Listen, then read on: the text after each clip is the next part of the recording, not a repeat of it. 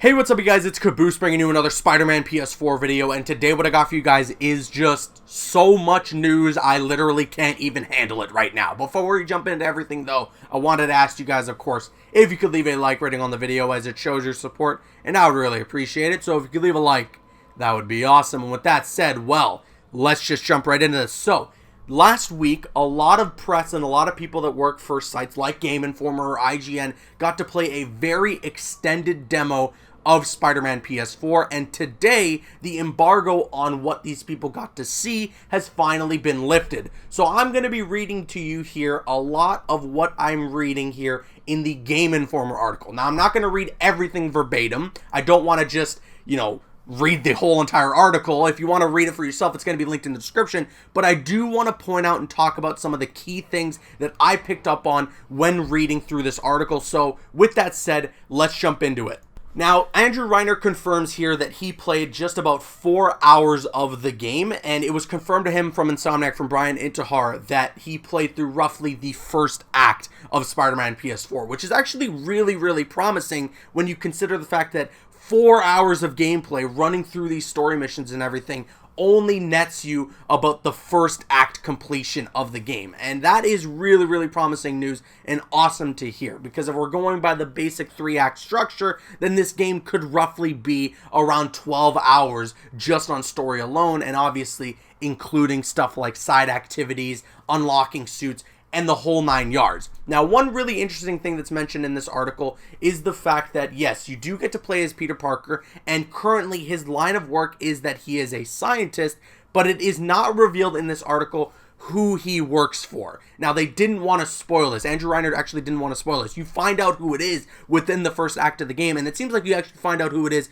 pretty quickly, but they didn't want to reveal who that character is, and I'm guessing that the reason they didn't want to reveal who that character is because it has some sort of tie with that sixth member, the leader of the Sinister Six, which we saw teased during the E3 presentation. Now, in my head, I've already got a few ideas about who this character could be. Obviously, when it comes to scientists and characters that are related to Peter Parker and Spider-Man, immediately I go to Curt Connors, but I don't feel Curt Connors would be, I don't see the Lizard being the mastermind behind the Sinister Six. So the second thing that comes to my head is Otto Octavius, Dr. Octopus, and I'm starting to get the idea here that he is probably going to be the leader of the Sinister Six and the one who we see during the E3 presentation. And the reason that Spider-Man is so surprised about that is because Otto Octavius is who he works for when he is, living his double life as Peter Parker, being a scientist.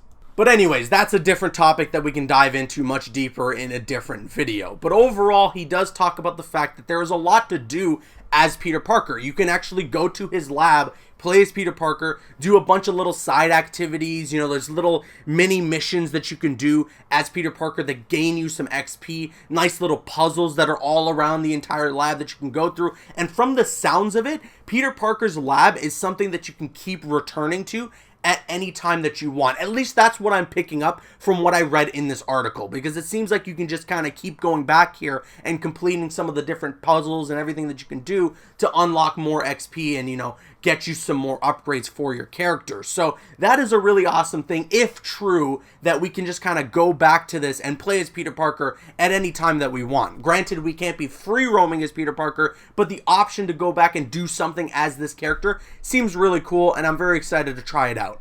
But alright, next up in this article is the Kingpin boss fight. We actually have some footage of this here from Game Informer, so we actually get to see a little bit of the boss fight itself. And from the footage that we get, I'm still not too impressed, but Andrew Reiner does say that the boss battle is great, so I will reserve my judgment from when I actually get to play through the thing, rather than looking at just some chopped up, edited pieces of the fight. So I have high hopes, but just one of the takeaways, one of the reservations I had about Spider-Man PS4 when I played the E3 demo was that the Shocker boss battle was really repetitive, and it wasn't anything that I was going crazy about. It was just dodge, dodge, dodge, he gets tired, attack, repeat that process until you're done the fight. Hopefully this Kingpin boss battle is not anything of the same, because it does sound like when it comes to actually fighting Kingpin, you just kind of have to dodge out of his way when he charges at you. But nevertheless, Andrew Reiner, like I said that he enjoyed the hell out of the boss battle against Kingpin, so my hopes are up on that. Now, in terms of the footage that we got to see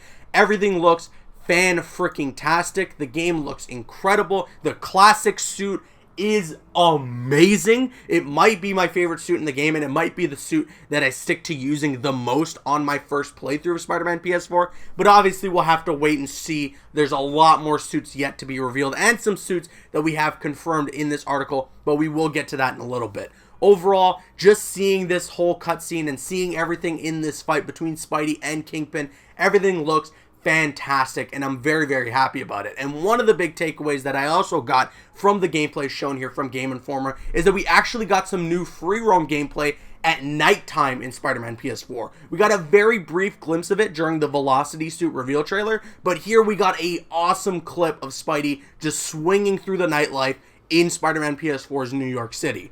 Now, I know a lot of people are immediately going to be asking about a day and night cycle. That's already been confirmed to not be in the game. Spider-Man PS4 does not have a day and night cycle. However, when you do complete the game, this is confirmed from Insomniac, you will have the option to actually choose what time of day it is outside when you are swinging through the city. So that's really awesome. You know, you don't have to just be stagnant in one state of time of day. You can choose if you want it to be nighttime. You can choose if you want it to be sunset or, you know, daytime, whatever you want it to be. And I believe even rain is one of the considered options in there. So that's really cool. But when it comes to actually just standing there and seeing like the sunrise or the sun go down, that won't happen. In terms of how it works when you're playing through the story of the game, well, there will be certain sections of the game that take place during the day, that take place during the sunrise or during the sunset or nighttime, whatever it might be. So that's how that's going to work, because I know a lot of people in the comments are probably going to ask about a day-night cycle and whether that would be a thing.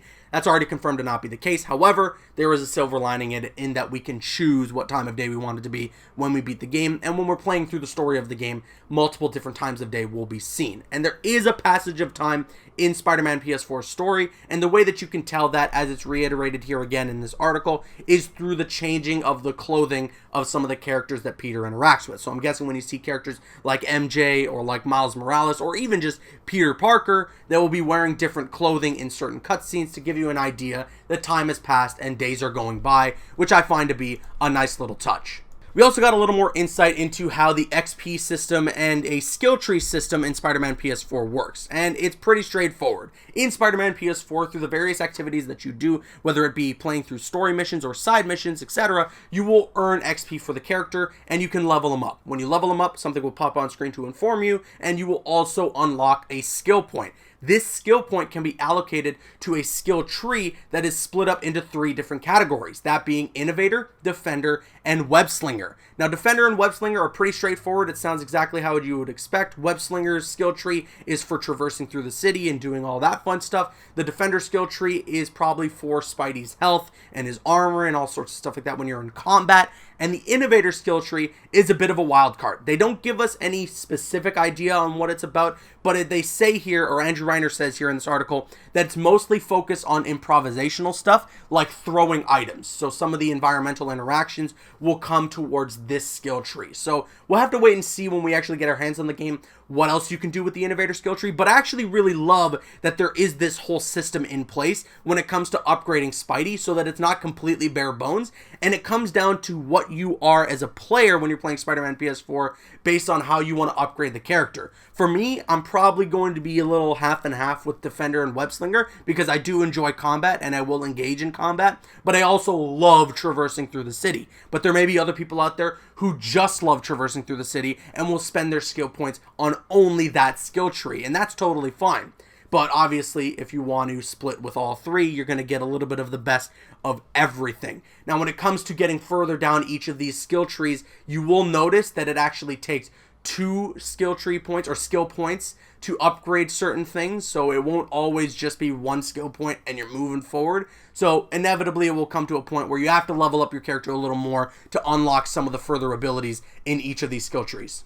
Now, one of the most creative ways that you can actually earn XP in Spider-Man PS4 is tricking in midair and doing tricks in midair while you're web swinging. Now, if you web swing and you get a little bit of airtime and then you tap triangle and circle together, it will make Spidey curl up into a ball, and I believe through the left analog stick you can flip in midair and do multiple different tricks to earn you XP.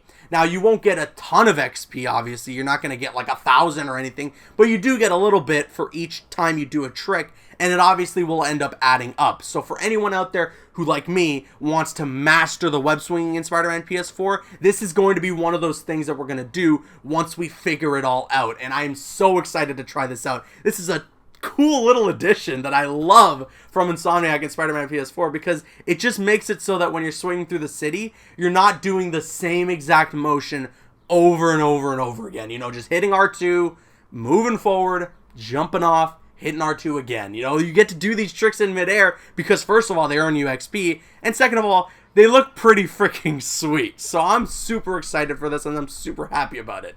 Also confirmed in this article, there is a charge jump in the game. This was something that actually wasn't originally supposed to be planned for Spider-Man PS4, but I guess because of the public outcry for them to add this, Insomniac has changed their stance on this, and it has now been added into the game. Now, this is an upgrade that you actually have to unlock, so inevitably you will get it, but the charge jump is in Spider-Man PS4, and it's pretty much exactly how you think it would be. You jump up really high after charging this jump, and that gives you a nice boost of speed right away into the web swinging. And it seems to do this, you will have to press R2 and X simultaneously. Now, whether you have to hold it down for a higher jump, or you can hold it a little bit for just a slightly higher jump, I guess we'll have to wait and see. But overall, it's confirmed, charge jump is in the game.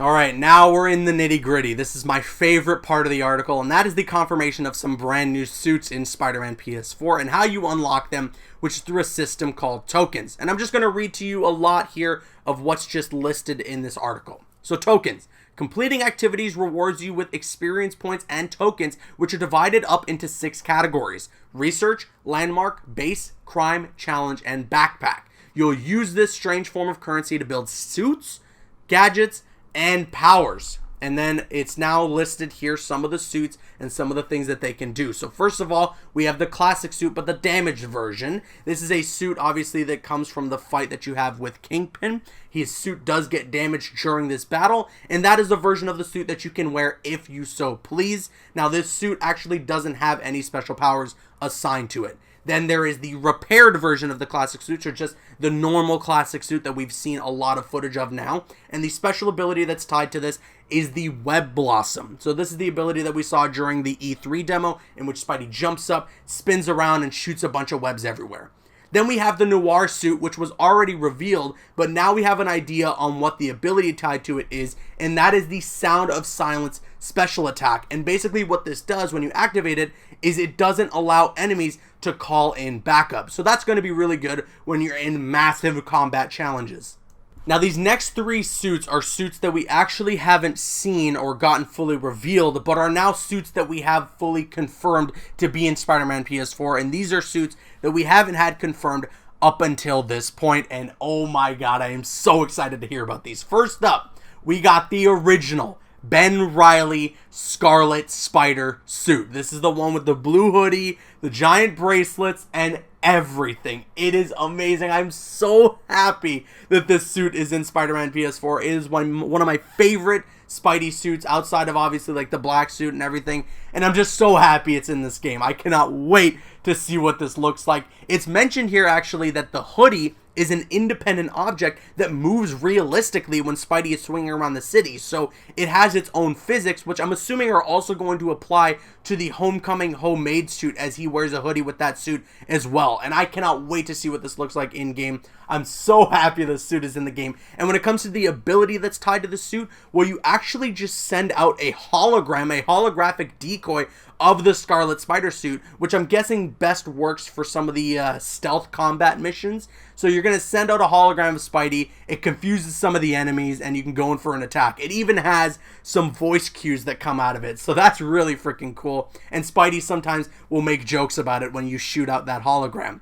Now, to unlock this suit, you will need 3 crime tokens and 2 landmark tokens. So this is very interesting, again, that we're getting an idea here on how we have to unlock these suits and what we have to collect in order to do so.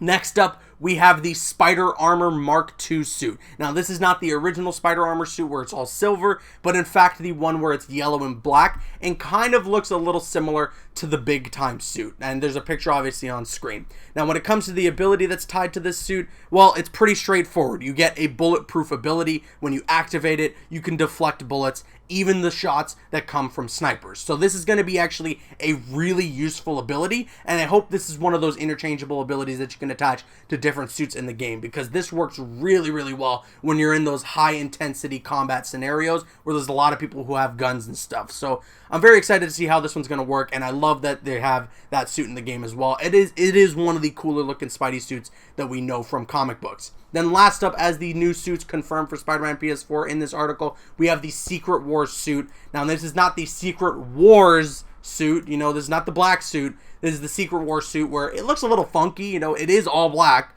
but it's not the original symbiote suit or anything. And it's got some blue on it and everything. The picture that you're seeing on screen doesn't come from Spider-Man PS4. It comes from a different Spider-Man game. But this is basically to give you an idea on what this suit looks like. Now, when it comes to the ability that's attached to this, it discharges an EMP that can stun and disable weapons. You'll need 2 backpack, 1 base, and 2 research tokens to unlock and use this suit.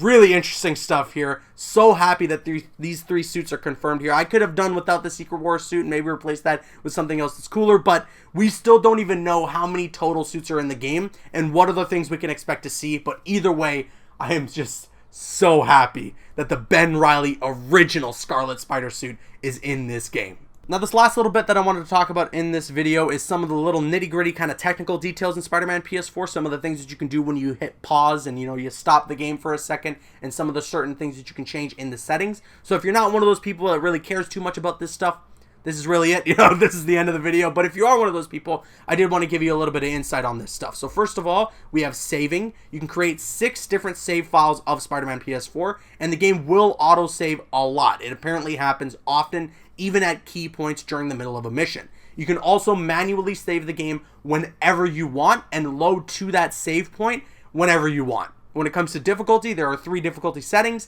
friendly, amazing, or spectacular. And in layman's terms, it's easy, middle, medium, and hard. So pretty simple, pretty straightforward. Obviously, if you're playing on friendly, everything's going to be a little bit of a walk in the park. If you're playing on amazing, it's just right down the middle. It might be a little difficult, might be a little easy. And when you're playing on spectacular, it's probably going to be pretty difficult playing through certain missions. Now, in terms of gameplay, Andrew Reiner says he didn't have any issues with the camera at any point during play, but players can change the look sensitivity, the follow camera, and swing camera motion. So you can actually change a little bit of the sensitivity of the camera when you're playing in Spider-Man PS4, although it seems that there really aren't too many problems with the way the camera works in Spider-Man PS4.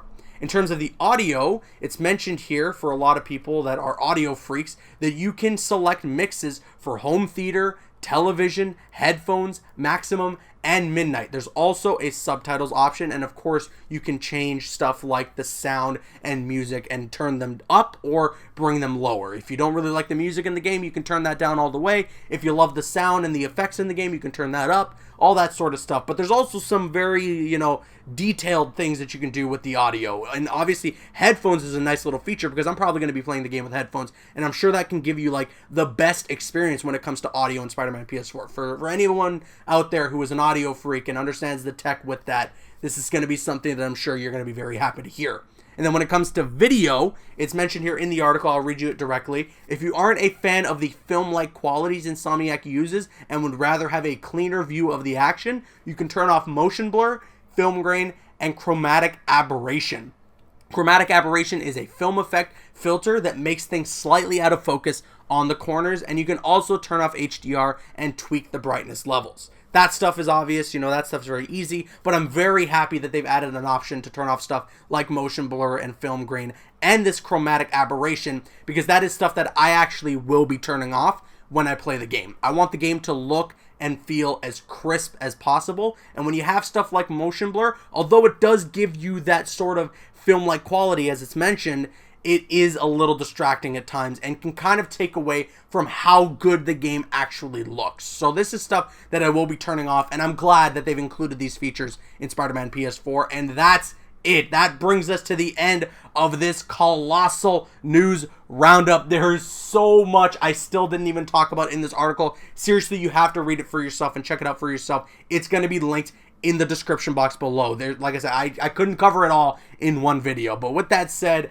let me know your thoughts in the comments section below on this. I want to hear what you guys have to say about all this information in the comments. I'm Caboose, and once again, if you could leave a like rating on the video, it shows your support, and I would really appreciate it. And you can click on screen to make your way to one of the other videos on the channel, or you can click my logo to subscribe to the channel if you haven't already. Please follow me on Instagram and Twitter, and like me on Facebook. Those links are in the description. Drop a like if you enjoyed, leave a comment if you have an opinion, and subscribe if you're new.